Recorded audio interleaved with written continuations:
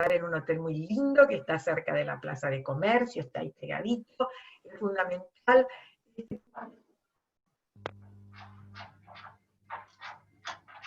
Pero...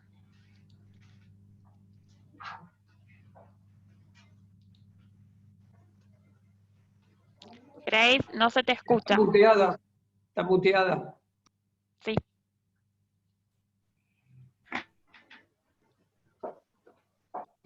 Grace, está mudo, no hay micrófono. Sí, ya le avisé. Nadie me va a mutear. Ahora sí, gracias. Para que me muteen a mí. Sí, ahí está. Ya estoy. Bueno, lo que le quería decir que, bueno, que vamos a parar en la parte céntrica, porque aparte tiene mucha vida, es más cool, es más joven, ¿no? ¿Me entienden, no? Y claro, absolutamente, resistiremos como sea. Y después nos vamos a hacer toda la parte de Lisboa, nos vamos a Cascais. Cascais es lo más paquete y regio que tiene la costa portuguesa, ahí está todo lo que debe ser. Y bueno, ahí nos vamos a estar también alojados fantásticamente, y desde Cascais vamos a visitar el castillo de Pena, vamos a visitar todo lo que es la costa y la parte más, más fashion, si se quiere, ¿no? Es muy bonito. De camino de Cascais pasamos por Fátima, como debe ser,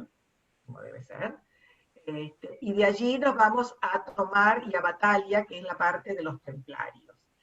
Y luego de estar allí, estaremos 2 días allí, pues ya pasamos por Coimbra, no nos quedamos en Coimbra, o sea, Coimbra es muy bonito, pero realmente vamos a visitar la universidad, y vamos a visitar, que es fantástico, la biblioteca, es algo único, y ya llegaremos a Oporto para embarcar.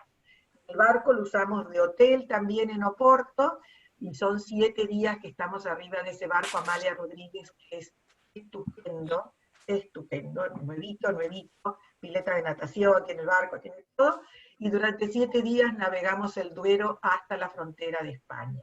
Y de vuelta parando a la mañana y a la tarde, eso es regio porque dejaste esta ropita, ¿viste? Estás súper cómodo, los camarotes son estupendos, y en cualquier momento me quedo sin luz. Está a punto, bueno, si me quedo sin luz me voy a conectar por el teléfono, me parece que sí, que estamos con así que bueno, y luego un telefonito. Hola. A ver ahí, quién, muteame a alguien, muteame, sí. Por favor, chicos, pónganse mudos.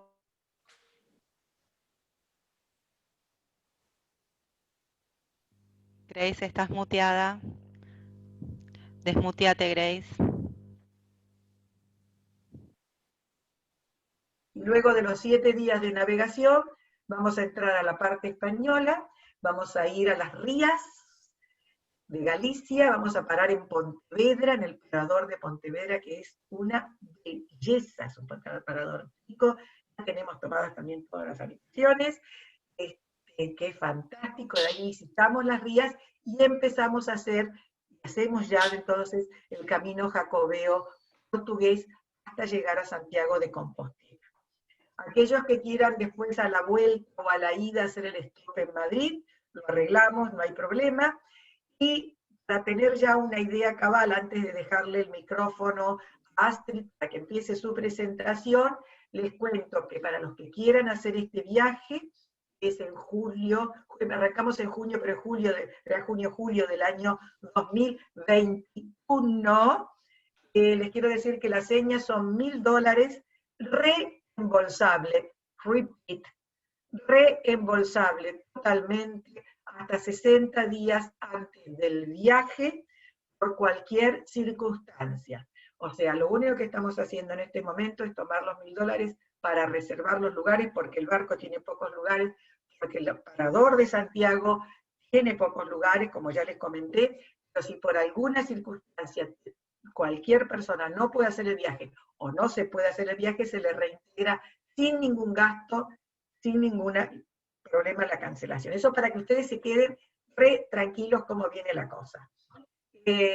No estamos todavía sacando los aéreos, vamos a esperar que pase todo este temita que nos tiene a todos preocupados, y así que cuando tengamos resuelto realmente todo este tema, ahí sí recién vamos a tomar los aéreos. Lo que sí ya tenemos asegurado es el barco, tenemos asegurado los hoteles y tenemos asegurado fundamentalmente los paradores que es fundamental. Así que bueno, cualquier cosita me llaman, nos llaman a Nati, la llaman a Jackie, a mí, a Laura, también está Héctor conmigo acá atrás, en las sombras nada más, y lo tenemos a Pedro, from Portugal.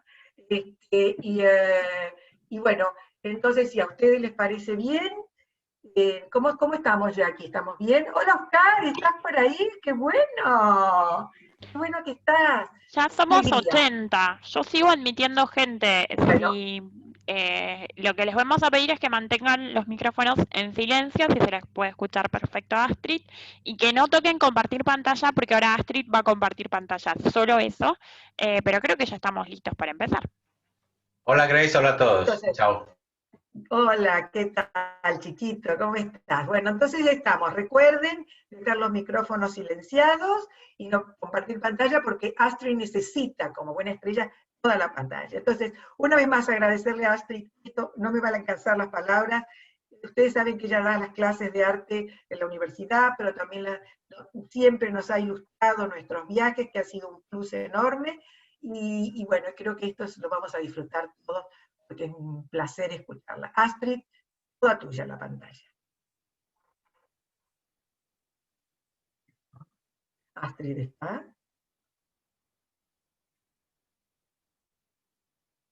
Todos los momentos. ¿No está Astrid? No puedo ver. Sí, está muteada, por eso no se la escucha, ahí va. ¿Ahora sí? ¿Ahora sí? Hola, Wadi, acá llegó Wadi también. Sandra, te vemos. Bienvenida, Sandra. Ahí estamos.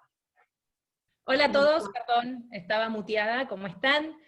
Muchas gracias a todos por estar, veo gente que me pone muy contenta, como exalumnas que hicieron conmigo cursos hace años, gente que ya viajó con nosotros, gente que no conozco, así que bienvenidos a las caras nuevas, aprovecho a presentarme frente a la gente que no me conoce. Yo soy Astrid Maulhardt, soy licenciada en Historia del Arte, soy doctoranda en Historia y tengo 2 cátedras en la Universidad de El Salvador, Renacimiento y Barroco y Artes Decorativas.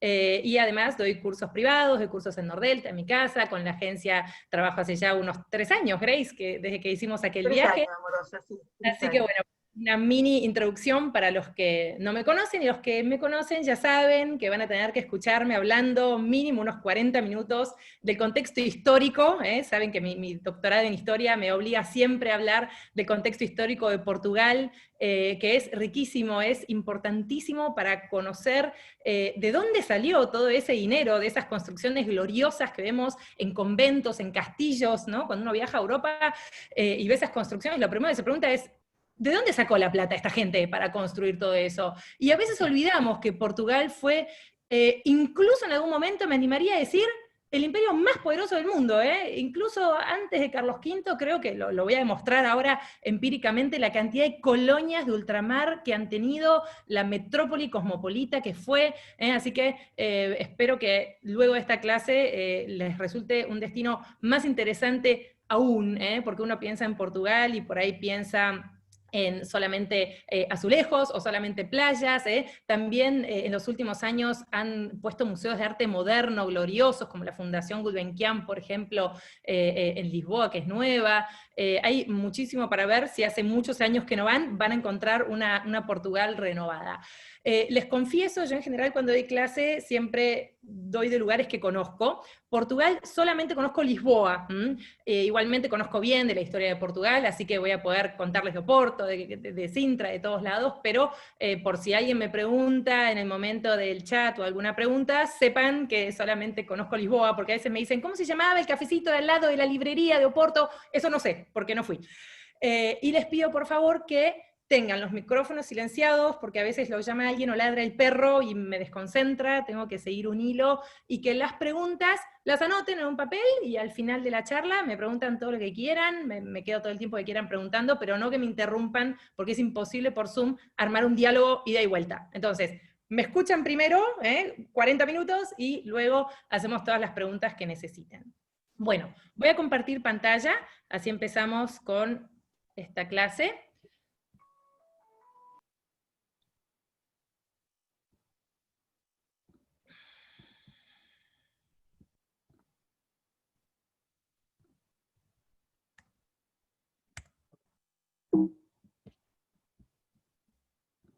¿Ahí ven mi pantalla compartida? No. ¿No? Ahí, pasó lo mismo de la otra vez, ahí está. Compartir Hola pantalla. Carlos, hola Eti, Está. ¿cómo va? Ahí se movió algo. Ahora sí. Ahora sí, ¿no es sí. cierto? Perfecto. Bueno, empezamos. Entonces, vamos a empezar con Portugal y voy a ir haciendo el recorrido del viaje por tierra, luego el barco, para luego terminar en España. Es decir, no voy a hacer un recorrido cronológico, como hice la vez pasada los que estuvieron en la clase de Francia, sino siguiendo el tour, ¿sí? Presten atención a la bandera de Portugal, especialmente al escudo, porque ahora vamos a hablar de ese escudo que tiene en el centro del cuartel principal 4 cuartelitos pequeños que conforman una cruz, con 5 cuartelitos. Presten atención y recuérdenlo. Vamos a comenzar con la etimología de la palabra, que es interesante, de dónde sale la palabra Portugal. Procede de Portus Galliae, Galliae por los galos. Recuerden que los galos o los celtas es lo mismo, son los franceses. Cuando Julio César conquista las Galias es que conquista Francia. Y conquista Francia y todo lo que implicaba esa Francia gálata o celta, como por ejemplo Holanda y Bélgica, o también norte de España y el norte de Portugal. Es decir, los primeros pobladores de Portugal son de origen gálata, de origen celta, es decir, franceses por localizarlos de alguna manera. Así que ese puerto galo, que no era un puerto importante, como podía ser otro puerto francés por nombrar Bayona o Marsella, porque ¿qué pasa? En tiempos antes de Cristo, un puerto en Portugal, para el lado de allá, es decir, para el lado del Atlántico, no hay nada. Teóricamente, mejor estar para el lado de allá, para el lado del oriente, ¿no? En los puertos que van hacia China, hacia Constantinopla, ¿no es cierto? Entonces, era un puerto que no era una ciudad muy importante en tiempos galos. Y que luego, en tiempos en que Julio César conquista las Galias y toda la zona galia pasa a ser una provincia más del Imperio Romano, Portugal también, ese Portus Galliae, pasa a ser una provincia más del Imperio Romano, denominada en tiempos de Imperio Romano Lusitania. Así que Portus Galliae en tiempos fundacionales, en tiempos gálatas o celtas, y Lusitania en tiempos de Imperio Romano. La capital de Lusitania era una ciudad que se llamaba Augusta, por el emperador Augusto que la había fundado, Emérita, que es la actual Mérida. Así que piensen en el teatro de Mérida, por ejemplo, si lo tienen presente, ese teatro romano tan importante, en realidad estaba en Portugal, ¿sí? Estaba en Lusitania, y el nombre de toda esa región era Hispania. Entonces, Lusitania era una provincia más de Hispania, ¿sí? Que digamos que Hispania era una de las zonas principales del Imperio Romano. Por ejemplo, Trajano fue el primer emperador romano hispánico. Adriano también, eran de Hispania. Así que Hispania era una zona importante, que proveyó los primeros emperadores romanos importados, por decirlo de alguna manera. Es decir, que no eran de la península itálica. Luego, en los tiempos medievales, cuando cae el Imperio Romano, a partir de aquí empieza a estar muy ligada la historia de Portugal a los españoles. Pasa a ser el condado portucalense, portucalense por su origen de aquel momento gálata, es decir, sacaron de encima el nombre romano que era Lusitania, y va a ser incorporada, va a funcionar como un núcleo del Reino de Galicia. El Reino de Galicia, en los tiempos post-Imperio Romano, estamos hablando de siglos 5 y 6, que ya cayó el Imperio Romano, va a ser gobernado por los visigodos. Entonces, digamos que el norte de Portugal, toda la zona de Lisboa, Oporto, todas estas zonas que vamos a ver hoy, la ribera del Duero, por decirlo de alguna manera, va a ser gobernada por visigodos, que responden al reino de Galicia. Y su título va a ser el de condes, son los condes de Portugal. Pero no duran demasiado estos, porque ¿qué pasa? El mismo destino de España. Año 711, invasión musulmana. Recuerdan que del 711 a 1492, tanto Portugal como España van a estar invadidas por los árabes, por los islámicos, y esta invasión va a ser, al igual que en España, reconquistada de norte a sur. Entonces, el Algarve, que sería el equivalente a Al-Ándalus, a Andalucía, va a ser lo último que va a ser reconquistado. Lo primero que se reconquista es lo del norte, ¿sí? Entonces, cuando comienza la Reconquista, que comienza con un rey que se llama el rey Alfonso I, ¿sí? Vamos a ver que arranca por el norte. El rey Alfonso I es reconocido como rey de Portugal, una Portugal que se independiza de los islámicos, que los expulsa, pero no el Algarve, no la parte del sur. De todos modos, en esta clase no nos importa tanto qué pasa con el Algarve, porque nuestro barco no va al Algarve, así que nos vamos a mover hoy por la parte que nos interesa a nosotros. Pero para que sepan cómo fue la invasión y cómo fue la Reconquista.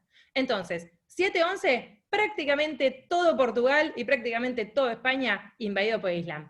Pero rápidamente arranca la Reconquista, así como en la época del Cid Campeador, año 1100, 1200, empiezan a reconquistar de arriba abajo. Bueno, acá para el año 1143 ya tenemos la zona norte despejada, salvo el Algarve, el Algarve que sería Faro, la capital del Algarve por esos tiempos, se reconquista y Alfonso I de Portugal gana una batalla que se llama la batalla de Ourique, que es en el sur, es en el Algarve, y se firma un tratado, el Tratado de Zamora, donde se reconoce a Portugal como un reino independiente que ya ha expulsado a los islámicos en su parte norte y su parte central. Cuando les dije hace un ratito, recuerden el escudo de Portugal, fíjense que esa cruz, que está dividida en 5 cuartelitos, representa a los 5 sultanes musulmanes que Alfonso I venció. Es decir, que en su bandera ellos tienen su primera independencia. Digo primera independencia porque luego los españoles los van a conquistar de vuelta, pero no los conquistan, se unen las coronas por un acuerdo medio extraño, y luego tienen que volver a independizarse, así que su primera independencia, la de los musulmanes, está plasmada hasta el día de hoy por la conquista de Alfonso, y esa cruz conformada por 5 cuarteles, que representa los 5 sultanes que venció en la batalla de Ourique. Bueno, ahí lo tenemos, Alfonso I de Portugal. ¿Quién es Alfonso I de Portugal? Se lo conoce como Alfonso Enríquez, Enríquez con H y con S. Fíjense, es una casa real francesa.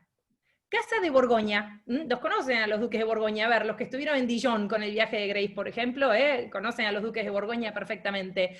La Casa de Borgoña es una rama secundaria de la dinastía reinante en Francia que llamaban los Capetos, los Capetien.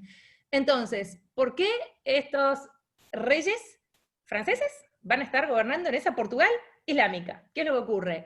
Dijimos que esa Portugal que había quedado un pedacito sin ser invadida por los musulmanes, era gobernada por los españoles, por el reino de Galicia. Bueno, Alfonso VI de Castilla, ahí arriba lo pueden ver, ustedes ven el cursor, ¿no es cierto?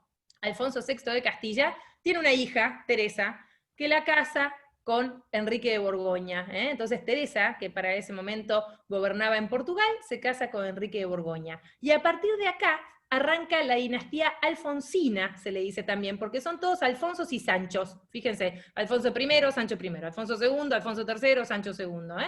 Entonces se la conoce como la dinastía alfonsina. Cuando pensamos en los alfonsinos, es decir, en aquellos que independizaron y que lucharon permanentemente contra los islámicos, pensamos en la casa de Borgoña, pensamos en una casa de origen francés. ¿Sí? Luego tenemos un cambio de casa real. Entonces, a Alfonso I lo tenemos como ese independentista luchador contra los islámicos. La lucha es permanente, los alfonsinos y los sanchos se la pasan permanentemente luchando contra el Islam. No es que el Islam no ofrece oposición y se retira, los tenían metidos en el Algarve, en la parte del sur. Y luego, cuando la última reina de la casa de Borgoña, que es esta muchacha que tenemos acá en rosa que dice Beatriz I, queda sin descendencia, cambia la rama a estos que vemos en verde, que es una casa local, que se llama la casa de Avis Bella. Entonces va a haber 3 casas reales que yo quiero que recuerden en esta clase. La que lucha contra los islámicos, es decir, la casa francesa de Borgoña. La casa de la era de los descubrimientos marítimos, la casa de Avis Bella. Y luego, la tercera casa, que la conocen, la casa de Braganza. Esas son las 3 casas reales que quiero que recuerden. Borgoña, Avis Bella, Braganza. Solamente esos 3 son los reyes de Portugal. Entre medio, no zafan al resto de Europa, Napoleón, ¿no? Esos 15 años de interrupción, como prácticamente toda Europa, ¿eh? Así que con conocer esas 3 casas van a andar bien en el resto del PowerPoint. Entiendo que por ahí esta parte de presentar los reyes uno por uno es tediosa, pero cuando yo les diga la Torre de Belén la hizo Manuel I, quiero que sepan quién fue Manuel I y que sepan quién es la casa de Avisbella, ¿sí? Entonces, vamos a estudiar un poquito a los verdes que vemos acá, Juan I, que va a ser el primer rey de la casa de Avisbella, y el que más nos interesa de esta casa real es este que tenemos circulado acá en rojo, que gobierna entre 1495 y 1521, que es el rey Manuel I de Portugal. El rey Manuel va a ser importantísimo, ahora vamos a ver por qué. Incluso las familias, vamos a ver cómo se casaron estos reyes de la casa de Avisbella con princesas españolas. Y luego, fíjense que tenemos acá a la derecha una casa que está en naranja, que dice Felipe I, Felipe II, Felipe III. Estos son reyes españoles. ¿Qué es lo que ocurre acá? La Unión Ibérico-Portuguesa. ¿Por qué es que va a gobernar la corona española Portugal? Si con los Avisbella veníamos bien. A ver, ¿qué pasó? El rey Manuel de Portugal, que se lo conoce como el rey glorioso de la época del Imperio Portugués, la era de los descubrimientos, se casa con 2 princesas españolas, no una, 2. Primero, con Isabel de Aragón. Luego muere y casa con su hermana María de Aragón. A ellas las conocen, miren, porque son las hijas de los reyes católicos. Los reyes católicos de España, Isabel de Castilla y Fernanda de Aragón, que los conocemos del acto del colegio de nuestros hijos, que van y le piden a la reina que está sentada, Cristóbal Colón, que venda las joyas para que le financie las campañas marítimas a América, bueno, a la India teóricamente. Bueno, esos son los reyes católicos. Año 1492, ya saben, porque es la época del descubrimiento de América. Ellos 2 tienen estos 5 hijos. Isabel de Aragón, la primera que vemos acá, que la casan con Manuel de Portugal. El segundo, Juan de Aragón, muere, no llega a gobernar. La tercera, que va a ser la heredera de la corona, Juana I de Castilla. ¿La conocen? Juana la Loca. Luego, cuando muere Isabel de Aragón, se casa con la siguiente hija que quedaba libre, porque Juana de Castilla ya estaba casada con un rey flamenco, Maximiliano de Felipe el Hermoso. María de Aragón, su segunda esposa, y a la vecina, Catalina de Aragón, la recontra conocen por Enrique VIII, que estaba casado con Catalina de Aragón y que quiere su divorcio para poder salir con Ana Bolena, ¿no? Y todo el cuento que ya conocen, ahí arranca su locura y sus 7 esposas. Entonces, Isabel de Aragón y María de Aragón, hijas de los reyes católicos, acá va a arrancar una historia muy simbiótica entre Portugal y España, que es preciso conocer para entender por qué, en un momento de la historia de Portugal, gobierna la corona española. Entonces, el rey Manuel de Portugal, con estas 2 mujeres, que son españolas, se casa, y tiene hijos. Ahora, Juana I de Castilla, Juana la Loca, hermana de ellas 2, se casa, llegan a ver este árbol genealógico acá, Juana I de la Loca, con un flamenco, Felipe el Hermoso de Habsburgo. Nos importa porque Juana la Loca, con Felipe el Hermoso, tienen a Carlos V, que en España lo llamamos Carlos I. Carlos V o Carlos I, fíjense acá a la izquierda, casa con Isabel de Avisbella, con la hija de Manuel I de Portugal. Se casan entre primos, como verán, entre los Avisbella y los, entre primos, ¿sí? entre hijos, entre nietos, los Habsburgo hacían mucho esto. Entonces, por ahí se perdieron. Carlos V, hijo de Juana la Loca, ¿sí? Se casa con Isabel de Portugal, con la hija del rey Manuel de Portugal. Por eso, cuando la corona, esperen que vuelvo acá atrás, ahí está, queda sin descendencia, ¿sí? Porque el rey Manuel, que ya dijimos, se casa con las 2 españolas, y luego la hija Isabel, acá la tienen, que la estoy circulando, se casa con Carlos V de España, ¿correcto? Entonces, cuando la casa sucesoria de los que están en verde, Juan III y Sebastián I, mueren, que mueren luchando contra los islámicos en Marruecos, en una batalla que se llama la batalla de Alcazarquivir, la nobleza de Avisbella queda sin descendencia, ¿y a quién llaman a gobernar? A los hijos de Carlos Isabel, Isabel. la hija de Manuel de Portugal, con Carlos V de España. Entonces, el hijo de Carlos V se llama Felipe II en España, que quienes conozcan el Escorial es la obra de Felipe II de España, ¿sí? Acá lo conocemos como Felipe I, ven que dice primero de Portugal y segundo de España, pero es el mismo. Felipe II de Portugal y Felipe III de España, van un poquito atrasados, ¿sí? Entonces, en ese momento en que la Casa de Visbella muere luchando contra Marruecos, contra los islámicos, como verán, sigue la lucha islámica, ¿no? Arrancó en el 711 y es el año 1500, y el joven Sebastián, que es el último monarca de la Casa de Visbella, muere en Marruecos. Se llama a la Casa Real Española, la Unión Ibérico-Portuguesa. Entonces, cuando yo hablé de la primera independencia, de esa independencia contra los musulmanes, ahora va a haber una segunda independencia. Hay que sacarse de encima a los españoles, que los vienen gobernando hace 3 monarquías. Desde que muere Sebastián I, el que muere en Marruecos, en el año 1557, hasta el año 1640, es decir, 3 Austrias, 3 Habsburgos de España van a gobernar Portugal. No les divierte esto, porque que te gobiernen Portugal en el año 1300 es una cosa, pero después de los descubrimientos marítimos del rey Manuel, que es India y Brasil, no te divierte que el dinero de las colonias te lo saque la corona española, ¿sí? Entonces, digamos que el imperio portugués propiamente dicho fue este momento, el del rey Manuel, el que España no le sacaba la plata, el momento en que habían llegado casi en el mismo año, con 2 años de diferencia, a Brasil y a Goa y a la India, ¿sí? Acá tuvieron el momento de la Unión Ibérico-Portuguesa y tuvieron que volver a independizarse. Ahí tenemos entonces, esperen que esto ya lo pasé, un mapa que nos muestra el imperio portugués en tiempos del rey Manuel. Fíjense, esperen que encuentro el cursor. Acá tenemos Portugal. Portugal tenía, en tiempos de Era de los Descubrimientos, que arrancó con Enrique el Navegante, un poquito antes del rey Manuel de Portugal, tenemos las Azores. Recuerden las Azores porque son importantes, Madeira, Cabo Verde, salieron por el Océano Atlántico y empezaron a navegar circunvalando África hacia el sur, consiguiendo colonias en África, Angola, Mozambique, circunvalando el Cabo Buena Esperanza, consiguiendo incluso, fíjense dónde está mi mouse, en el Golfo Pérsico, que muy pocos tenían colonias en la zona del Golfo Pérsico, Hormuz, Omán y Bahrein. Esas eran oficinas comerciales de los portugueses. Y luego, llegando al subcontinente indio, todo lo que es el Gujarat, Goa, Cochín, incluso Ceilán, si nos vamos más hacia el Océano Índico o hacia Oceanía, Timor Oriental, y si vamos hacia arriba, hacia China, Corea, Japón, tenemos Macao y Nagasaki.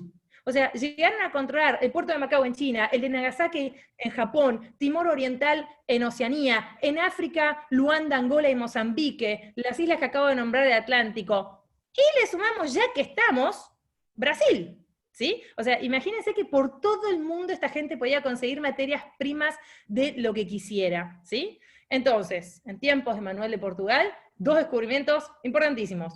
1498, Vasco da Gama, no es un equipo de fútbol, es la persona que va a llegar mediante la ruta atlántica a la India, va a desembarcar en Goa, y en el año 1500, Pedro Álvares Cabral descubre Brasil. Imagínense las riquezas para la corona de descubrir, con 2 años de diferencia, Brasil, que se importaba mucha madera, el pau Brasil, el palo brasileño, que es una especie de algarrobo, y caña de azúcar. Y de la India, todo lo que ya conocemos, las especias, el clavo de olor, curry, cúrcuma, más tarde va a entrar el té hacia el año 1600, de las colonias en África, de Etiopía entra el café, mucho, por ejemplo el té que nosotros creemos que es el British Tea, en realidad entra a Inglaterra desde Portugal, porque tenían un tratado de comercio y una alianza que va a arrancar por el año 1700 y va a ser hasta la Segunda Guerra Mundial, esa amistad entre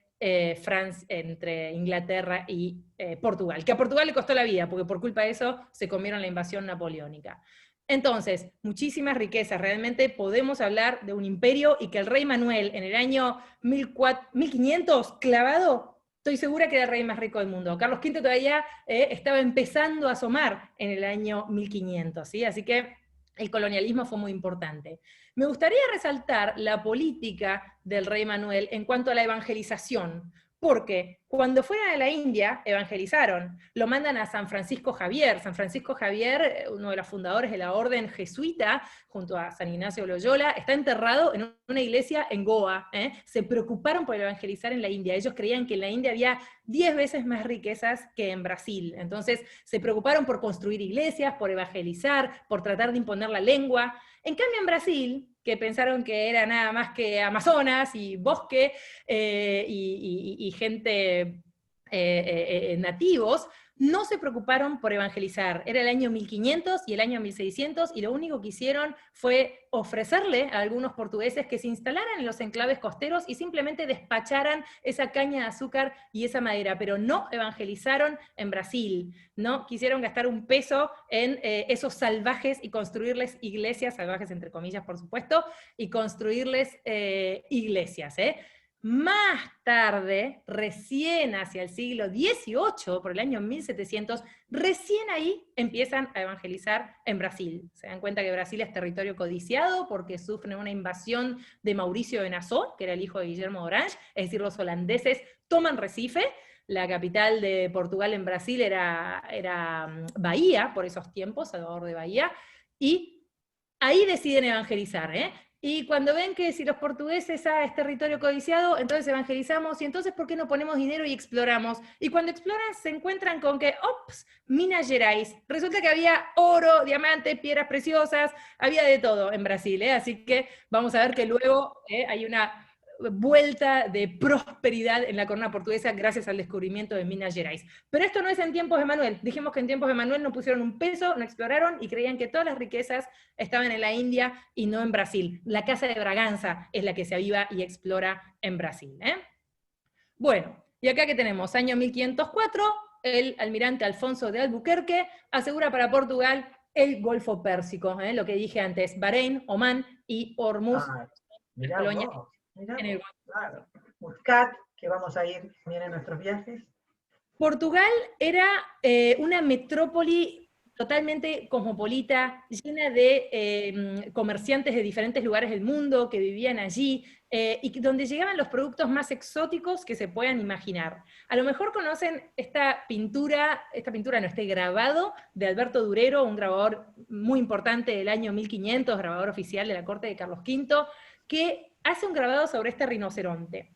Este rinoceronte había llegado desde la India, vivo, en barco, hasta Lisboa, para que el rey Manuel de Portugal se lo mandara de regalo al Papa León X, que era un Papa Medici, que era el Papa de aquel momento en Italia. El propósito del rey Manuel de Portugal era mostrarle, mirá las riquezas que tengo, que vas a ver algo que nunca viste en tu vida, que te traigo un rinoceronte. Imagínense, en Italia no había posibilidad de ver un rinoceronte, no estamos en tiempos de zoológicos, en el año 1500, ni de Google Earth, así que un rinoceronte era algo realmente exótico. El propósito del rey Manuel es mostrarse ante el resto de las cortes europeas o de los papas como alguien que maneja mercancías muy exóticas, como el rey del comercio de lo importado en Europa. Realmente era el puerto de entrada principal para el año 1500. Piensen que al tener en el Golfo Pérsico esas oficinas comerciales que les acabo de decir, todos los productos que venían de Oriente los paraban mucho antes de que llegaran a Constantinopla, que es desde donde se distribuían los productos a Italia a través de los puertos de Amalfi, Venecia, Pisa,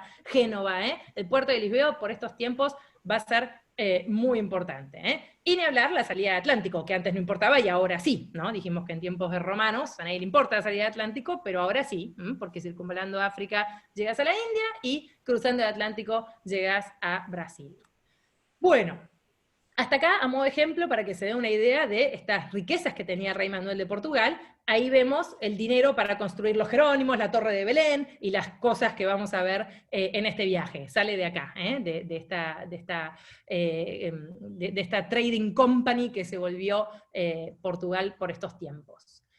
Acá tenemos en este cuadrito el rey Manuel de Portugal, Casa de Abisbella, y lo que tenemos acá en blanco no nos importa porque es gente descendiente de él, pero que no gobierna, y acá viene la Unión Ibérica, el momento en que, desde 1580 hasta 1640, es decir, desde que muere el último, el pobre Sebastián en Marruecos, hasta 1640, que logran independizarse nuevamente ahora de los españoles. Entonces acá el líder de esta independencia es esta persona que está en amarillo, que es Juan IV, el rey Dom Joan IV. Dom Joan IV inaugura la Casa de Braganza, que logra luchar contra los españoles. Ganarle a los españoles en el año 1640 no era un gran logro. Una cosa era ganarle a los españoles en tiempos de Carlos V, y otra cosa en tiempos de su hijo Felipe II. Pero a partir de Felipe II, Felipe III y Felipe IV, que son los dos reyes que tuvieron que enfrentar esta independencia, no solo no eran muy lúcidos, sino que ellos combatían en un frente que les importaba mucho más, que era la guerra de independencia de Holanda. Holanda intentaba independizarse de España y no podían luchar en dos frentes, contra Portugal, contra Holanda. Priorizaron, mandaron al duque de Alba a luchar contra los holandeses y casi que regalaron Portugal y dijeron, bueno, vuelvan a ser independientes. Así que en el año 1640 van a independizarse nuevamente, y cuando se restaura la corona, ya no es la Casa de Bisbella, no queda nadie, los mataron los marroquíes, sino que ahora es la Casa de Braganza.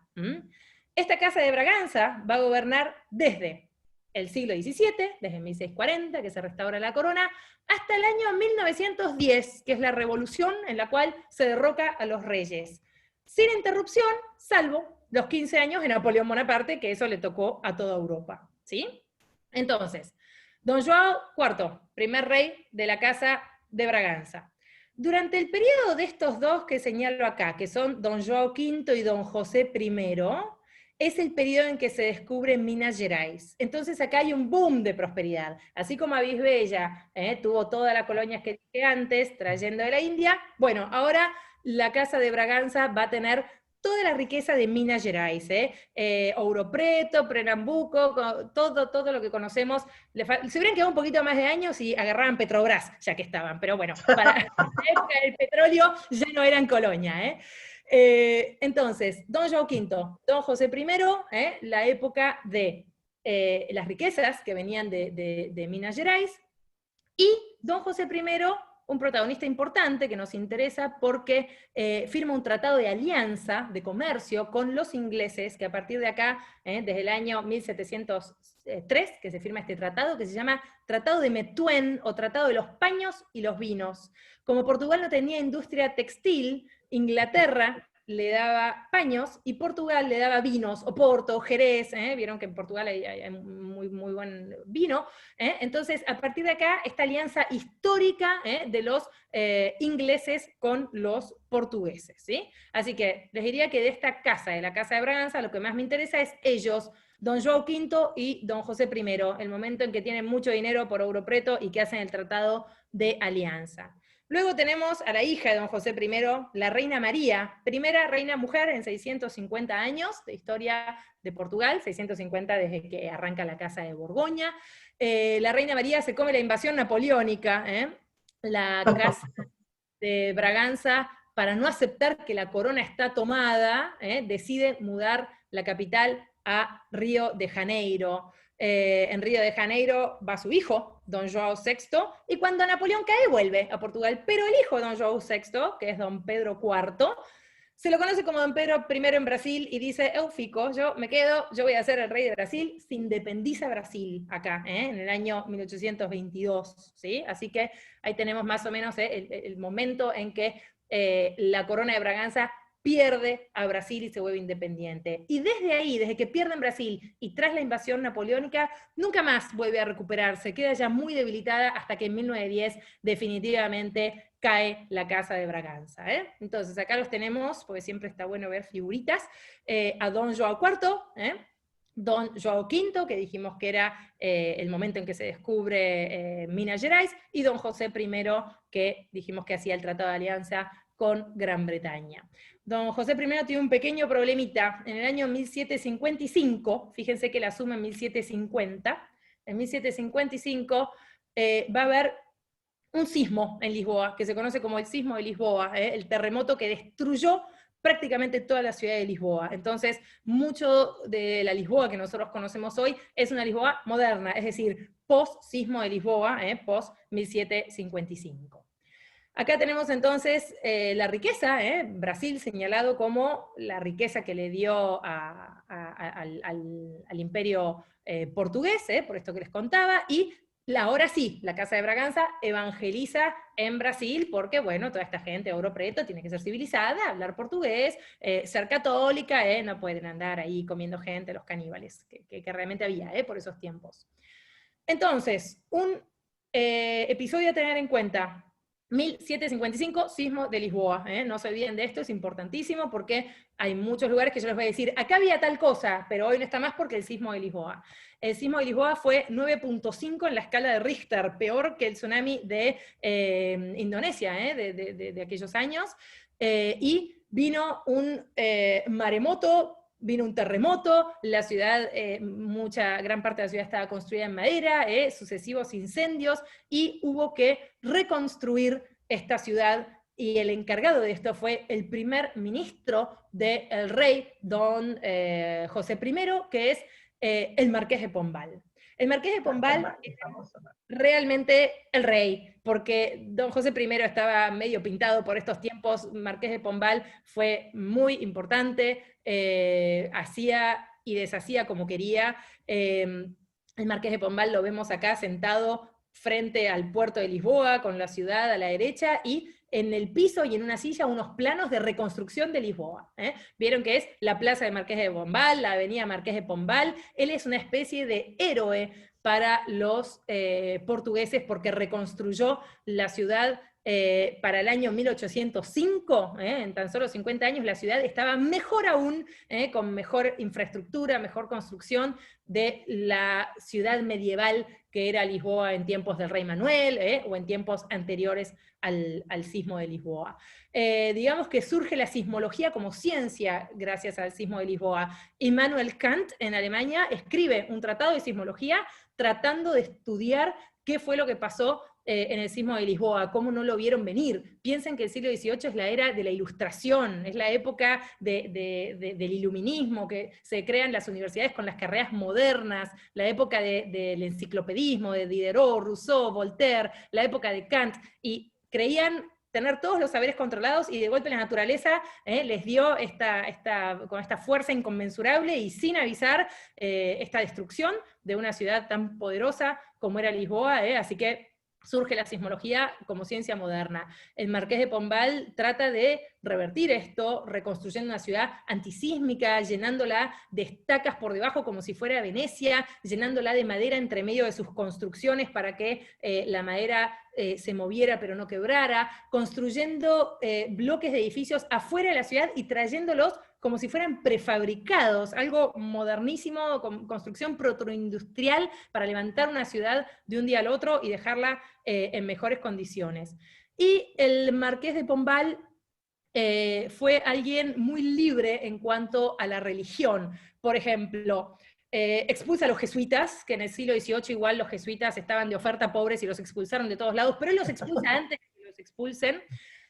Además, fomenta los matrimonios mixtos. En Portugal había todavía mucho islámico, que había quedado de tiempos islámicos, y mucha población judía que vivían en guetos, y él fomenta que haya matrimonios mixtos, que los judío-conversos, o incluso que los judíos pudieran seguir siendo judíos, y hubiera matrimonios mixtos. La iglesia que lideraba la educación, él la hace laica, por ejemplo, ¿sí?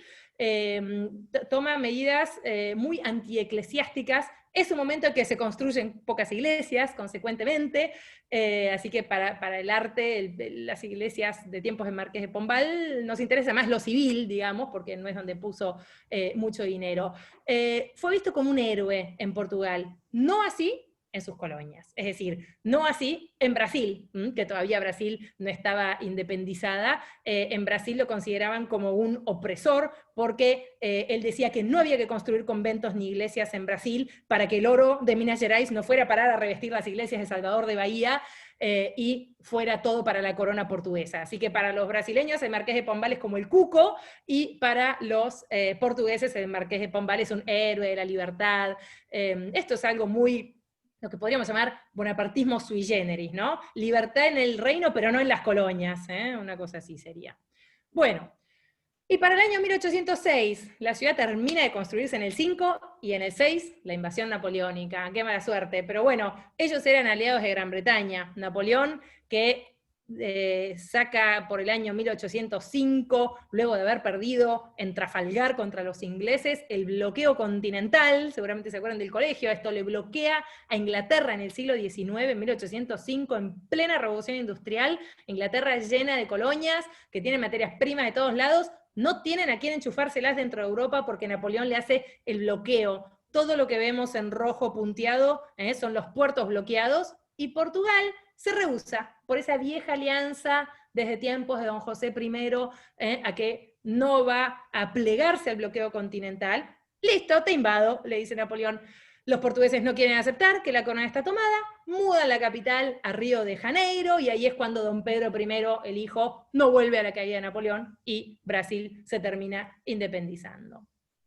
Luego dijimos que la corona ya está muy debilitada cuando Napoleón se retira, encima pierde en Brasil, los colonialismos de a poco empiezan a independizarse, las colonias también, y en 1910 definitivamente cae la Casa de Braganza, así que este es el fin de las coronas portuguesas, y de 1910 hasta hoy, bueno, ya estamos en el siglo XX, los que nacimos en el siglo XX conocemos más o menos la historia del mundo. Por los años 30 hay fascismos en todos lados, así como está Stalin en Rusia, Hitler en Alemania, Franco en España, Mussolini en Italia. Bueno, digamos que el franco portugués es este señor, Antonio de Oliveira Salazar.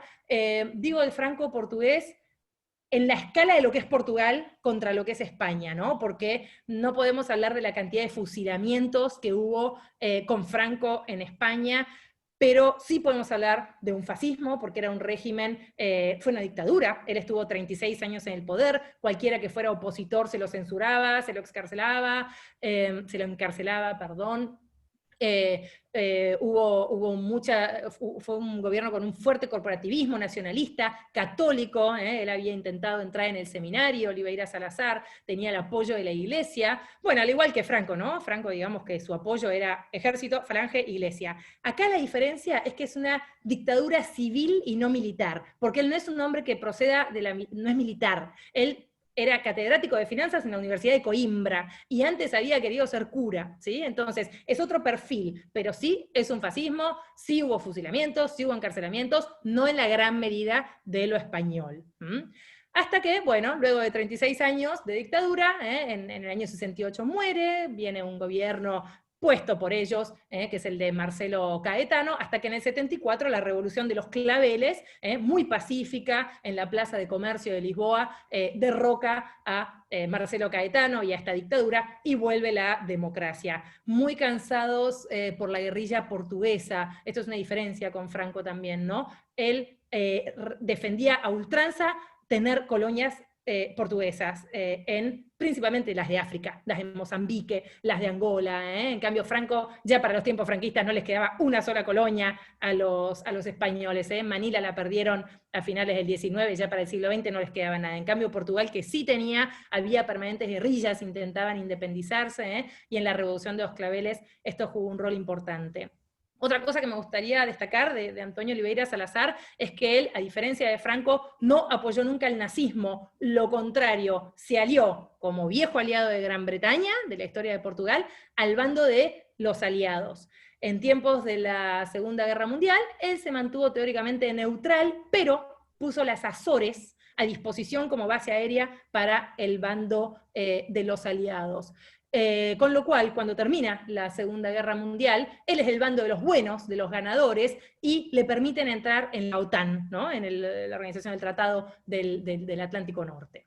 Bueno, y ya en el 74, la Portugal, que se vuelve a reabrir, esa Portugal que podemos volver a visitar, que ya no hay tanto lío, así como fue la España franquista, que a partir de los años 50 ya se empieza a abrir gradualmente, y para los años 1990 y 2000, lleno de fundaciones, museos nuevos que van abriendo permanentemente, muchísimo fomento al turismo, mejoras en infraestructura, en hotelería, en trenes, y todo lo que vamos a ver a continuación. Bueno, dejo la parte histórica, Grace me va a reventar, son las 5 de la tarde. Perdón, me excedí con la parte histórica, Perdón, no sé si me escuchan, ¿se me escucha? Está fantástico, estamos todos felices. ¿No? Con este día de lluvia, un programón escucharte, así que tomate todo el tiempo. Que se tenga que ir antes, se irá. Vos, relajate, y yo después, si me dejás, voy metiendo algunas cosas del viaje. Bueno, pero dale, avante. Estamos grabando la presentación. Sí, absolutamente. Bueno, entonces, ahora sí, arrancamos con el viaje, pero realmente necesitaba esto porque ahora el viaje lo paso volando, porque ustedes ya saben, por ejemplo, si yo les digo que en Lisboa el castillo de San Jorge lo inician los musulmanes en el siglo VIII, ustedes ya saben que llegaron en el 711, y que fue el castillo donde vivieron los sultanes islámicos hasta Alfonso I. Alfonso I dijimos que era el que reconquistaba a los islámicos, y él toma el castillo, vive ahí, hasta que el rey Manuel de Portugal lo encuentra demasiado medieval, con esas almenas sin aventanamiento. El rey Manuel vive en el año 1500, ya estamos en tiempos de Renacimiento, hay palacios, y esto no es más que una fortaleza totalmente fortificada, que no tenía grandes lujos, así que el rey Manuel va a construir un palacio donde hoy es la Plaza de Comercio, los que conozcan. La Plaza de Comercio hoy no es un palacio. ¿Qué pasó? El sismo de Lisboa. En 1755, el palacio del rey Manuel de Portugal se redujo a cenizas, porque estaba al lado de la costa, así que una ola lo destruyó todo en el maremoto, y hoy hay una plaza ahí, reconstruida por el marqués de Pombal. Así que sepan que esta fue residencia de los sultanes musulmanes, de Alfonso I, de la dinastía alfonsina, es decir, de toda la casa de Borgoña, hasta el rey Manuel de Portugal, que va a mudarse a donde hoy es la Plaza de Comercio. Construcción de tiempos del rey Manuel de Portugal. La Torre de Belén, qué rico los pastelitos de Belén, ¿conocen los que estuvieron? Están ahí por esa zona, ¿viste? La Torre de Belén es una fortificación que construye el rey Manuel. Desde aquí partió Vasco da Gama. Frente a la Torre de Belén hay un monasterio muy lindo, que es el monasterio de los Jerónimos, que cuando parte Vasco da Gama, aquí había simplemente una ermita que Enrique el Navegante había levantado en honor a la Virgen, y que el rey Manuel, tras las victorias, tras la colonización de la India, luego de llegar a Goa, con el primer dinero que recibe, lo que hace es engrandecer esa gran ermita que había construido Enrique el Navegante y construir hoy el monasterio de los Jerónimos. Entonces, frente a la Torre de Belén, los Jerónimos, la Torre de Belén funcionaba como faro, como fortaleza, como prisión. También se recaudaban los impuestos de los barcos que llegaban al puerto de Lisboa. Los puertos más importantes por estos tiempos van a ser el de Lisboa y el de Oporto. Aquí tenemos entonces el monasterio de los Jerónimos, con sus claustros, con su iglesia. Antiguamente, en tiempos musulmanes, esto fue una mezquita, por eso esta iglesia con estos techos que tienen la misma altura en toda la nave. Generalmente las iglesias tienen la nave central más alta y las laterales más bajas. Esta planta de salón, se denomina, con los techos a igual altura, como si fuera la mezquita de Córdoba, es porque era una mezquita. Así que aquí podemos ver los rastros de la antigua mezquita. Fíjense que el estilo constructivo es un estilo gótico tardío, un gótico muy ornamentado, que llamaríamos gótico flamboyant, y que en Portugal lleva el nombre de gótico manuelino, así como el gótico en tiempos de Inglaterra de Enrique VIII se llama gótico Tudor, o en España se llama gótico acá se llaman las construcciones del rey Manuel de Portugal. En Lisboa, Plaza de Comercio. Aquí es donde les decía que el rey Manuel había construido su palacio, que el maremoto se lo llevó en el año 1755, y que el marqués de Pombal, en 1755, que era el primer ministro de don José I, va a reconstruir toda esta plaza. Esta plaza que ahí tiene en el centro la escultura ecuestre de don José I, porque recuerden que el marqués de Pombal era el primer ministro de don José I, si bien prácticamente gobernaba él, hay que hacer la escultura del rey del momento.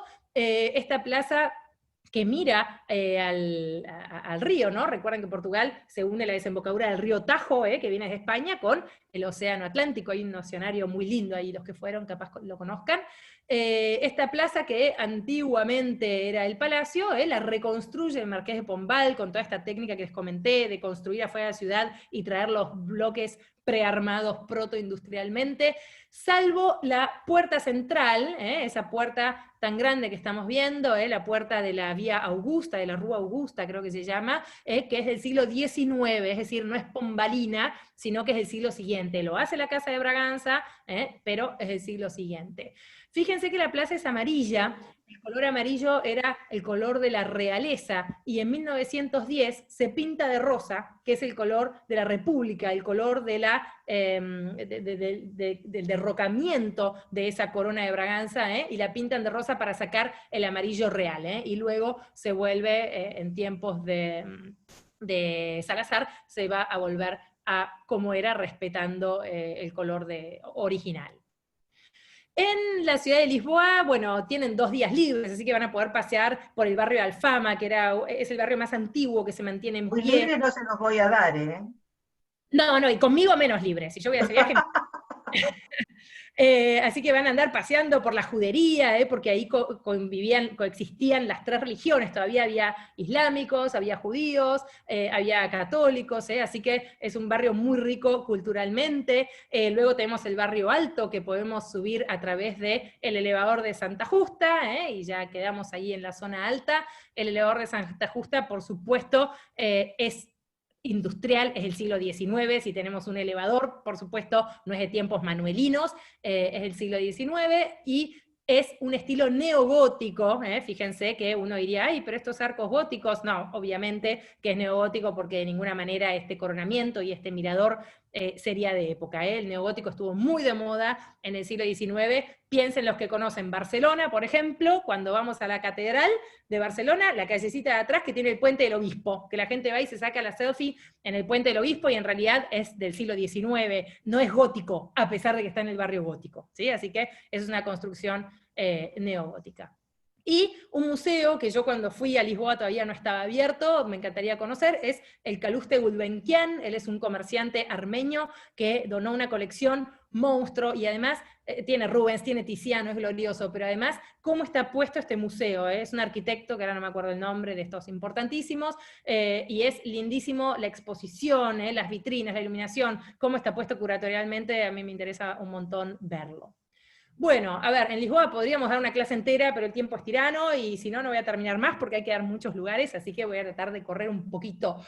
Luego de Lisboa, vamos a ir para la zona de Cascais, Sintra. En Cascais, bueno, van a tener un día libre para poder ir a las playas, comerse unos mariscos, se puede ir a visitar la fortaleza, y hay una excursión al castillo de Sintra, esto creo que es al día siguiente. El castillo de Sintra, que se conoce como Palacio da Pena, es un palacio decimonónico, estamos en el siglo XIX, lo va a construir en el siglo XIX María de Braganza, una de las últimas reinas por el año 1860, 1870, que ella estaba casada con un alemán, fíjense, Fernando II de Sajonia, es de la casa Sachsen-Coburg-Gotha, Sajonia-Coburgo-Gotha, la misma casa que gobierna en Inglaterra, la del esposo de la reina Victoria, King Albert, ¿se acuerdan que es Sajonia-Coburgo-Gotha? Bueno, él también, casados, al igual que los ingleses por sus viejos tratados, con la misma gente, así que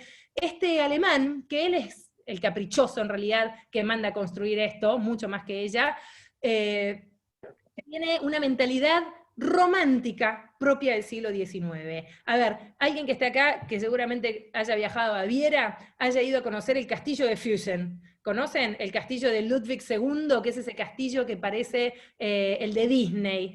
Eso es un castillo del siglo XIX, con ascensor, con aire acondicionado, que es un neogótico, que es una idealización de lo que fueron los castillos góticos, porque los castillos góticos estaban llenos de ratas y eran fortalezas austeras, no eran el lujo que vemos hoy. Bueno, acá, en lugar de un neogótico, este tipo alemán aprovechó que había habido un pasado islámico y se mandó un neo-mudéjar, un neo-islámico, ¿sí? Entonces son revivals. Fíjense, por ejemplo, esta puerta de entrada, llegan a ver estas arquerías, ven que parece arquitectura islámica, parece la mezquita de Córdoba, por ejemplo, con estos arcos de herradura, estos cupulines, estas almenas, es un edificio un neorrománico. Es un delirio, un capricho arquitectónico, pero que tiene unas vistas gloriosas y es muy simpático verlo y uno ve la mentalidad de estos locos románticos. Pero hay otro castillo que es muy interesante, más pequeño en realidad, no es un castillo, es la Quinta Vamos de a ir, que vamos a ir, vamos a ir. Los dos vi que están en el tour. La Quinta de Retaleira en Sintra. Esto es muy interesante. Otro loco del siglo XIX que también se mandó un castillo historicista. Digo delirios arquitectónicos porque a finales del siglo XIX, si querés hacer algo de vanguardia, no haces algo historicista, te pasás al Art Nouveau, que eso sería la vanguardia a finales del XIX. Esto es historicismo, es utilizar estilos arquitectónicos preexistentes, ¿no es cierto? Entonces, este loco que se construye una casa que hace alusiones permanentes a la masonería, a los templarios, a los rosacruces, era un místico, filántropo, una persona muy culta. Este pozo que estamos viendo acá a la izquierda es un pozo de rituales de iniciación de la masonería. Ahí abajo vemos el escudo de la cruz de los rosacruces, así que hay permanentes alusiones, también a Dante con la Divina Comedia, por ejemplo, este pozo tiene 9 pisos, alude a los 9 círculos del infierno. Realmente es un lugar que hay que ir con la audioguía para poder entender la locura del capricho arquitectónico de este señor. Luego el viaje sigue para las playas de Nazaret, previa parada en el santuario de Fátima, para ir a hacer una visita a la Virgen de Fátima, un almuerzo en el barrio medieval, perdón, en la ciudadela medieval de Óbidos, y luego llegando para pasar la noche siguiente, que va a ser en Tomar, vamos a parar en un monasterio que es un complejo arquitectónico cual Escorial de Felipe II, en las afueras de Madrid. Bueno, muy similar, el monasterio de Alcobaza. Acá está enterrado don Pedro I, ¿se acuerdan? Don Pedro I de la Casa de Borgoña, no don Pedro I de Eufico, el que fue a Brasil. Ese don Pedro I es Casa de Braganza, un don Pedro I de la Casa de Borgoña, es del año 1300, así que vamos a recorrer este monasterio que empieza a construirse en el 1300, es la primera construcción gótica, de hecho, y que luego ha tenido sucesivas reformas. Fíjense las bibliotecas, los claustros, todo esto que vemos aquí a los lados, por supuesto no es gótico, ya es de los siglos XVI, XVII, ha tenido sus reformas y es un monasterio muy importante. Luego haremos una noche en Tomar para poder visitar el castillo templario de Tomar, que alberga en su interior el convento de Cristo. El castillo lo construyen los caballeros templarios porque Alfonso I de Portugal, el que lucha contra los islámicos, ¿se acuerdan?, les da las tierras a estos caballeros templarios. La orden de los templarios surge por el siglo XII y va a estar activa hasta el siglo XIV, es decir, del 1100 al 1300 aproximadamente. Es una orden militar que tenía como propósito proteger a los cristianos que peregrinaban al Santo Sepulcro. ¿Protegerlos de quién? Si estás de peregrinaje se supone que no corres mucho peligro, pero entre el 1100 y el 1300 sí, porque el Santo Sepulcro, todo el reino de Judea, estaba tomado por los islámicos. Es decir, Alfonso I de Portugal y los caballeros templarios luchan por la misma cruzada, la cruzada contra Islam, en tiempos de cruzadas, curiosamente. Así que ahí está este castillo de los caballeros templarios. Tenemos ahí a la derecha una escultura de Waldín Pais, uno de los maestres de la orden. Los Pais son franceses, son los gran maestres de la orden, y él es el último maestre de la orden del Temple, una orden que no duró mucho y terminó siendo disuelta en el siglo XIV. Este patio que estoy mostrando acá, que es un claustro en rigor del convento de Cristo, es un gran exponente de la arquitectura manierista en Portugal. Tenemos una especie de menú a la carta de la historia de los estilos en Portugal. Vamos a ver mucho neo en el siglo XIX, como por ejemplo lo que vimos en Sintra, arquitectura de época románica, como por ejemplo este castillo de Tomar que hicieron los musulmanes, o el castillo de San Jorge de Lisboa, arquitectura manierista como en este caso. Cuando vayamos más hacia la zona de Oporto, nos vamos a dar panzada de barroco, así que es un viaje súper completo. Y la pregunta del millón, ¿de dónde sacaron tanta plata para el manierismo, para el barroco, para el neogótico? Bueno, de Ouro Preto, de Minas Gerais y de la India, de las colonias, básicamente. Luego vamos a Batalha. El monasterio de Batalha es un monasterio que se construye tras ganar una batalla importante a los musulmanes. Lo construye Enrique el Navegante, anterior a el rey Manuel de Portugal. Es un edificio tardogótico, se construye hacia finales del siglo XV, y los claustros, que son muy flamboyantes, es decir, muy recargados, un tardogótico que lo empieza a ornamentar el rey Manuel de Portugal, pero que luego para la obra porque empieza a construir los jerónimos. Entonces el dinero que iba a ir para embellecer y engrandecer el monasterio de Batalha pasa a los jerónimos. Parecería ser que se olvidaron rápido de agradecerle a los a Dios el haber vencido a los islámicos, y ahora como tienen otra cosa para agradecer, que es haber llegado a Goa, entonces construyen los jerónimos en agradecimiento a eso. Ahí está la tumba de Don João I de la casa de Avis Bella, la casa de Manuel de Portugal, ¿sí? Luego vamos hacia Coimbra. En Coimbra es importantísimo la universidad. Es como cuando uno va a Cambridge o a Oxford o a Salamanca, son esas ciudades que son universitarias, que hay gente joven, mucha vida en las calles, en los bares. Una universidad muy importante, establecida por el año 1300 y que se termina de construir por el año 1530, es decir, quien termina de poner el dinero para esto es el rey Manuel de Portugal. Por supuesto la manejaba la iglesia, hasta tiempos del marqués de Pombal, que quita la educación a la iglesia. Y luego iremos hacia Oporto, esta ciudad sobre el río Duero. Creo que acá se embarcan, ¿no, Grace? Acá no, ¿cómo? Embarcamos, tesoro. ¿En dónde embarcan? En Oporto, en Oporto. Acá embarcan, claro. ¿Eh? Y bueno, esta ciudad es sobre el río Duero, que hay van a navegar sobre los viñedos, a cruzar el puente este de hierro que estoy mostrando acá, que es emblemático, es la marca ciudad de Oporto, que es el puente de Don Luis I. Acá tenemos, por ejemplo, la Torre dos Clérigos y la iglesia dos Clérigos. Me interesa que recuerden el nombre de este arquitecto, que es Nicolau Nasoni, porque él construye mucho en Oporto, en Lamego, en las zonas que voy a mostrar próximamente, así que sepan que el constructor de esa iglesia, que es un italiano muy importante, que trabajó toda su vida en Portugal, es el mayor exponente del rococó portugués, así que la Torre de dos Clérigos, que se ve prácticamente, bueno, esta justo es una foto de atrás, pero si yo mostrara, a ver si de acá se ve, fíjense, acá se ve prácticamente de toda la ciudad la Torre de dos Clérigos. Por supuesto que este puente que acabo de nombrar, el Don Luis I, es del siglo XIX, es de hierro, es un puente que pasa un tren, es de la Revolución Industrial, ¿no? En cambio, la iglesia de dos Clérigos es una joyita del barroco. También tenemos una joyita del Art Nouveau, la librería Lelo, con esos vitrales que son tan típicos del Art Nouveau, que propone una vuelta a las artesanías, al trabajo manual, y el puente de Don Luis I de tiempos de la Revolución Industrial. Había unos puentes colgantes y levadizos que tardaban muchísimo en levantar, y decidieron directamente hacer con hierro este puente mucho más alto, donde no hubiera que levantarlo. Llamaron a la compañía de Gustave Eiffel para construirlo, pero bocharon los planos y lo terminó haciendo un portugués.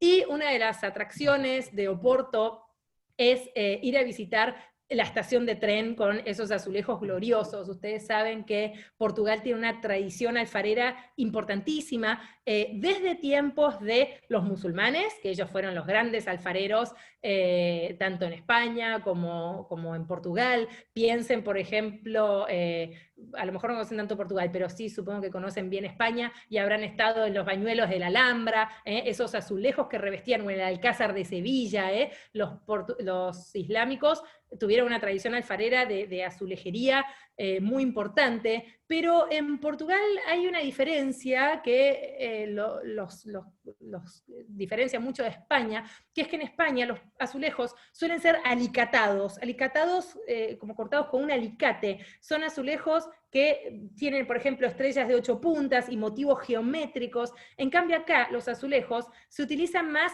como un soporte, como si fueran un cuadro pintado, ¿no? En lugar de ser azulejo por azulejo, generalmente los azulejos miden 11 por 11, ¿no? Entonces, en lugar de los motivos geométricos estar subordinados a ese cuadradito de 11 por 11, aquí funciona como un cuadro, no son tan geométricos y trabajados en unicidad, sino que es un totaliterium lo que podemos ver, ¿sí? ¿Se dan cuenta? Y esta moda de los azulejos blancos y azules no tiene que ver tanto con lo islámico. Cuando pensamos en azulejo islámico, pensamos más en un azulejo que tenga reflejos cobrizos dorados, que tenga colores berenjena, amarillo, piensen en el Alcázar de Sevilla, por ejemplo, o en los baños de la Alhambra. Para empezar, los azulejos islámicos son geométricos, son florales, son caligráficos, pero no son figurativos, no es un cuadro pintado un azulejo islámico. Y además estos no son los colores tampoco de los azulejos islámicos. Estos colores blancos y azules responden al gusto de la porcelana que se importaba de la corte de los Ming. En China gobernaba la dinastía de los Ming, y la porcelana número 1 en ventas era la azul cobalto bajo esmalte. Entonces esta moda ingresa a Europa, y lo vemos no solamente en Portugal, lo vemos por ejemplo en la cerámica de Delft, quienes hayan estado en Holanda, lo vemos por ejemplo, en el siglo XIX, los azulejos de Pas de Calais, que son esos azulejos en la Normandía, en el Paso de Calais, que se producen en el norte de Francia. Lo vemos, por ejemplo, en azulejos también ingleses que se colocaban dentro de las chimeneas, que son blancos con azules también, ¿sí? Así que este gusto en realidad viene más de las porcelanas de China que del colorido y el diseño del azulejo islámico. Pero acá se fusionaron las dos tradiciones, ¿no? El know-how, el expertise para manejar muy bien la alfarería, con el gusto del azul cobalto bajo esmalte, pero utilizándolo para contar una historia, porque acá, en esta estación de tren, se cuentan historias de, por ejemplo, Enrique el Navegante, o la batalla de Ourique, historias de las glorias de Portugal.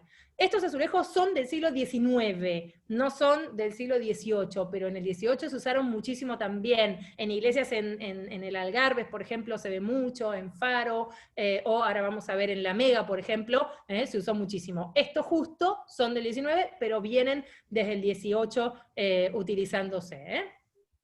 Luego tenemos una visita a Vila Real, a ver la Casa Mateus. Es el mismo arquitecto, fíjense, arquitecto Nicolau Nasoni, el mismo de la Torre dos Clérigos, esa torre que les mostré que se veía desde todo Porto, este italiano que es el exponente de la arquitectura rococó. Van a pasear por los jardines, que tiene unos jardines lindísimos, este palacio, y luego visitar el santuario de Nuestra Señora de los Remedios en Lamego. Este caso sí presenta los azulejos, fíjense esta escalinata, son 700 escalones. Los que están mal de la cadera, mi mamá que está viendo, no te preocupes, mami, porque hay un bus que te sube. Se baja.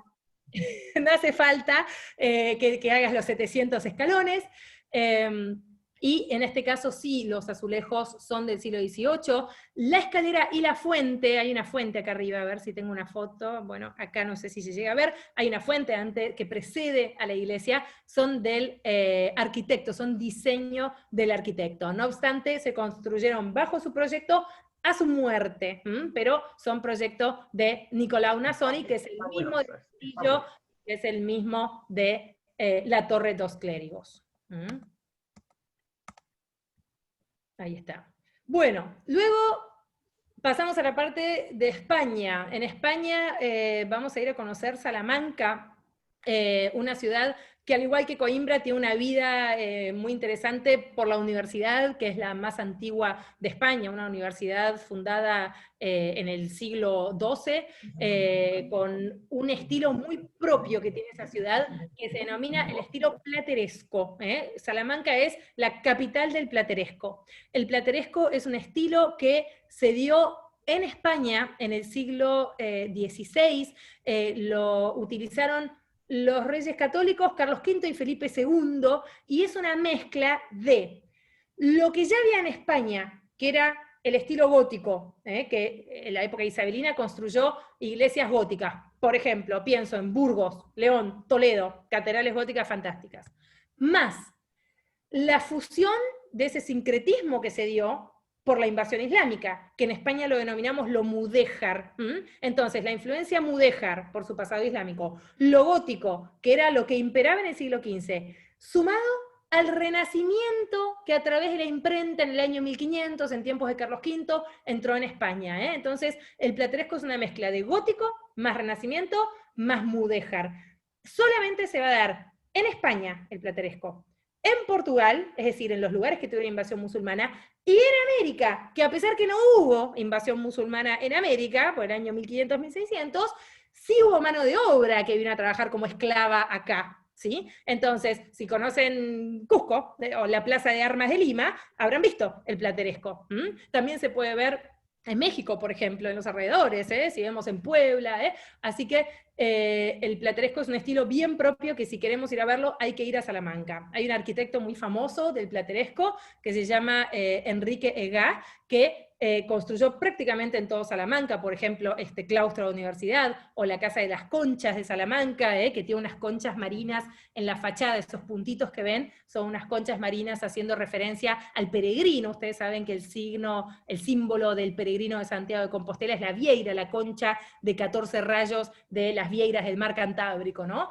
Hoy funciona como una biblioteca de la universidad, la plaza, ahí vemos la mezcla del estilo plateresco. Fíjense, estos arcos mixtilíneos, por ejemplo, esto procede del Islam, estas balaustradas que proceden del Renacimiento, y estos pináculos que proceden del gótico, ¿sí? Acá, por ejemplo, en la Casa de las Conchas, fíjense estas celosías, por ejemplo, esta especie de rejas que proceden de la arquitectura islámica. Y acá en la Plaza Mayor, estos arcos en medio punto, que son bien renacentistas. Es un trabajo con mucha talla el plateresco, por eso se lo denomina así, porque parece un trabajo de platero. En las fachadas de la universidad o la iglesia de San Esteban de Salamanca, por ejemplo, vemos unas tallas llenas de grutescos, de conchas de peregrinos, por eso se denomina plateresco, porque parece un trabajo de platería repujada, y en realidad son como tapices pétreos. Luego de Salamanca, bueno, vamos a entrar por la zona de Galicia, lo que contaba Grace antes, parar en el parador de Pontevedra, que era un edificio del siglo XVI, de los condes o duques de Pontevedra, no me acuerdo qué rango nobiliario tenían, que es un edificio muy interesante, y muchísimas iglesias pequeñas para embeberse dentro de esa vida de peregrinaje, esto del año jacobeo que comentaba Grace, que está interesante estar en esa época allí, ¿no? Y vivir esa cultura y ese clima tan especial que genera el Camino de Santiago. Para terminar, finalmente, luego de visitar las iglesias junto a los peregrinos, en la meta final de todo peregrino, que es llegar a la Catedral de Santiago de Compostela. Una catedral que se inaugura en realidad en el siglo IX, cuando surge el Camino de Santiago de Compostela como tal, como una alianza entre el Sacro Imperio Romano Germánico, con el emperador Carlomagno, que por el año 800 firma una alianza, un tratado de alianza con el Papa de Roma, allí surge el Sacro Imperio, y deciden que van a construir una ruta de peregrinaje hacia la tumba del apóstol Santiago.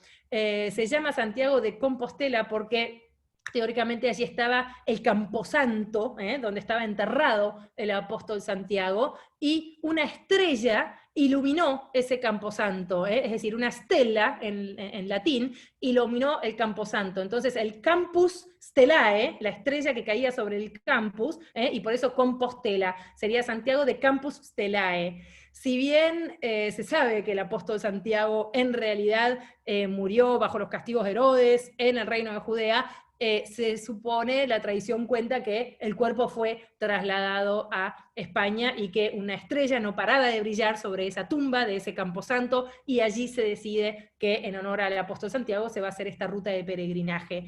Por supuesto, la ruta de peregrinaje se dio en el norte, del norte de Francia al norte de España, en el norte de Portugal, porque el sur, por el año 800, está recontra invadido por el Islam. Entonces jamás se hubiera podido hacer un camino de Santiago por el sur. Claramente tenía que ser por el norte, que era lo que estaba libre. Esto le convenía a todos, le convenía a España, porque tenían el reino de Asturias, toda la zona del norte muy circulada con peregrinos, le deja dinero, el dinero que el turismo mueve. Surge, por ejemplo, la guía del peregrino, que es la primera guía turística de la historia, que te dice, tenés que comerte la carne acá, y tenés que comprar la velita en tal lado porque acá es más caro, y tenés que pedirle a doña no sé quién que te ayude si te caíste, y la botica queda en tal lado. Bueno, la guía Michelin nuestra surge en el año 800 con la guía del peregrino, así se llamaba. Entonces, a España le conviene porque tienen turismo, lo mueven, hay gente circulando, y los islámicos no piensan que eso es tierra de nadie y se puede tomar, ¿sí? Y al Sacro Imperio, por supuesto que le conviene, porque fomentar el peregrinaje era fomentar, obviamente, captar más fieles, y generar mayor fidelidad, que la gente iba viendo las reliquias, y llegaban luego de un largo camino. Había uno que salía desde Alemania, otro desde Inglaterra, que cruzaba por el Canal de la Mancha, otro desde Francia, en Francia había 3 rutas, y otro que sale desde Portugal, para todos llegar a esa meta de peregrinaje. Los peregrinajes en la Edad Media eran el programa para hacer, o sea, realmente el turismo era movido por el camino de peregrinajes para ir a ver las reliquias. Había 3 peregrinajes importantes en la Edad Media. La gente de Francia, Alemania, Inglaterra iba hacia Santiago de Compostela, la gente de Italia iba hacia San Pedro, en la Basílica de San Pedro, en el Vaticano, en Roma, y la gente del Imperio Bizantino peregrinaba al Santo Sepulcro a ver la tumba de Cristo, ¿no? Con lo cual, esos eran los 3 focos de peregrinaje: Santiago de Compostela, San Pedro en el Vaticano, y el Santo Sepulcro, que tenía todo el problema de las cruzadas y demás, un poquito más adelante, por eso dijimos que surgían los templarios y demás.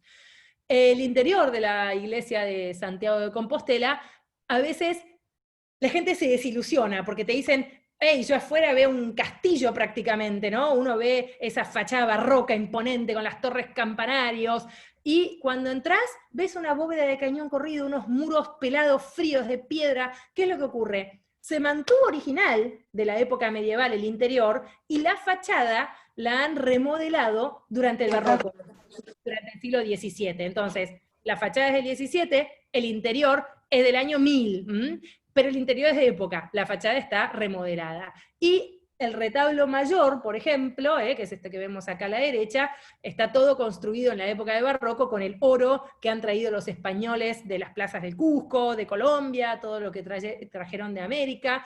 Acá tenemos la tumba del apóstol Santiago en la cripta, y me interesa resaltar esto, que es una iglesia con tribunas, una iglesia que tiene un primer piso. Las tribunas eran para que los peregrinos durmieran dentro de la iglesia. Aquellos que no los hospedaba la gente de la villa, o no tenían dinero, podían dormir dentro de la iglesia. Siempre que vean en Europa iglesias con tribunas, generalmente son de peregrinaje, están pensadas para acoger al peregrino. Bueno, y por último, hablé de Enrique Egá como el arquitecto de todo Salamanca. Enrique Egá también es el autor del Parador de Santiago de Compostela, donde vamos a pasar las noches, que es un edificio histórico del siglo XVI, construido por los Reyes Católicos y luego terminado por Carlos V. Funcionaba como hospital de auxilio a los peregrinos que llegaban cansados, que venían de recorrer kilómetros y kilómetros, y hoy funciona como un parador de la cadena nacional española de los paradores. Bueno, hasta aquí la presentación, espero haberlos convencido con mis PowerPoints y mis explicaciones, y si no, a mí me convenció Saramago, que es Premio Nobel de Literatura, para conocer Portugal, así que si no les pareció suficiente todo lo que tiene para ofrecernos Portugal, lean este libro, Viaje a Portugal de Saramago, y por lo menos en mí cumplió el propósito de querer subirme al viaje. Grace, todo tuyo. Grace, silénciate, por favor. Ahí estoy. Hola, ¿qué tal? ¿Cómo están todos? Bueno, fantástico, ¿no? Yo nada más que 45 minutos, el resto es imaginación de ustedes, pero bueno, yo sé que sí. Hay muchas cosas que les quería decir, pero creo que hemos sido muy ilustrativos. También les quiero decir que nuestro viaje grupal con Astrid va a ser en el mes de julio, o sea, arrancamos en junio, pero va a ser en el mes de julio. Pero para todos aquellos que no puedan venir con nosotros o que tengan programado, que piensen ir a Portugal, no dejen de consultarnos para hacer los itinerarios en privado para ustedes, porque el programa de hacer los 7 días en el barco, recorriendo el Duero, es un programa fantástico. Los barcos salen todas las semanas, y realmente lo que es como tener una casa flotante. Cada tarde, cada mañana, hay una visita a pueblos históricos, a estos castillos, a esta bodega de Mateus. Realmente es mágico. De noche suben los grupos folclóricos de los pueblecitos, y que realmente es muy gracioso porque son las sociedades de fomento, o de pronto suben los cantantes de fado, o de pronto suben los grupos de los estudiantes a cantar sus togas. Realmente es un programón, ya sea en grupo, o sean matrimonios o amigas que quieran hacerlo. No dejen de consultarnos, que les podemos armar un viaje muy especial a aquellos que no puedan venir con nosotros. Nos encantaría que vinieran, realmente, de todas maneras. No me voy a extender mucho más porque ya la parte histórica ya lo he hecha. Vamos a ir a comernos los pasteles de Belén, vamos a tomarnos el oporto como corresponde, y vamos a disfrutar las sardinas en las 350 versiones, y nos vamos a comer todo el bacalao posible, con todo el ajo que podamos. Vamos a disfrutar mucho este viaje. Si Dios quiere, vamos a contar con muchos de ustedes. Les vuelvo a reiterar, las señas son $1000, reembolsables hasta 60 días antes, por cualquier razón, no hay ningún riesgo. Los aéreos recién los vamos a emitir cuando podamos tener la certeza real cuál es la compañía que nos conviene hacerlo. Así que con todas las garantías hechas, sí tengo pocos lugares porque el operador de Santiago de Compostela y el parador de Pontevedra y realmente de los barcos son lugares muy requeridos, sobre todo por la época, por el año compostelano, así que nada más, ese es el pequeño brete que tenemos. Me alegro mucho que hayan podido estar, somos un montón, ha sido un éxito total, espero que lo hayan disfrutado.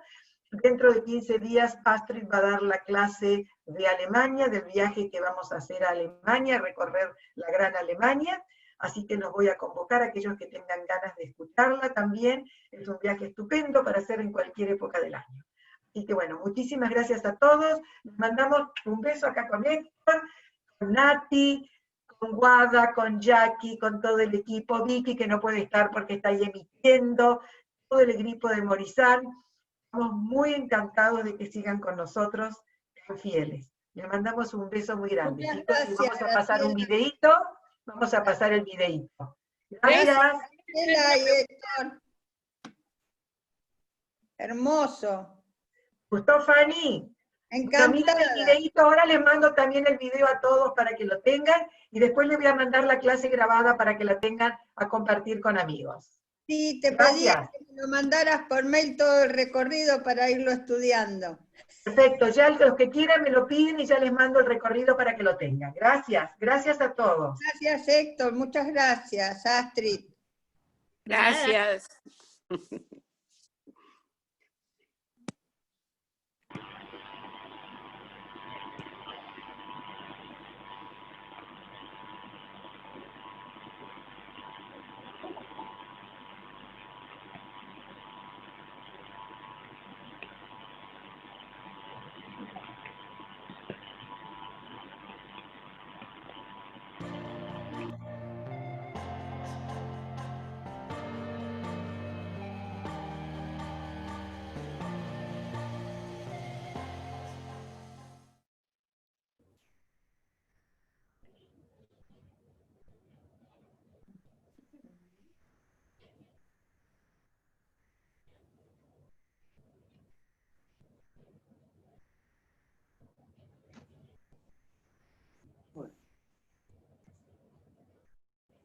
Muchas gracias, fantástico todo, ¿eh?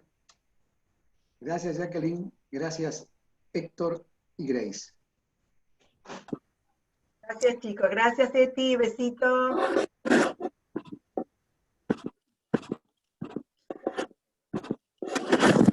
Como siempre, muy lindo, muy clara Astrid, como ya escribí ahí.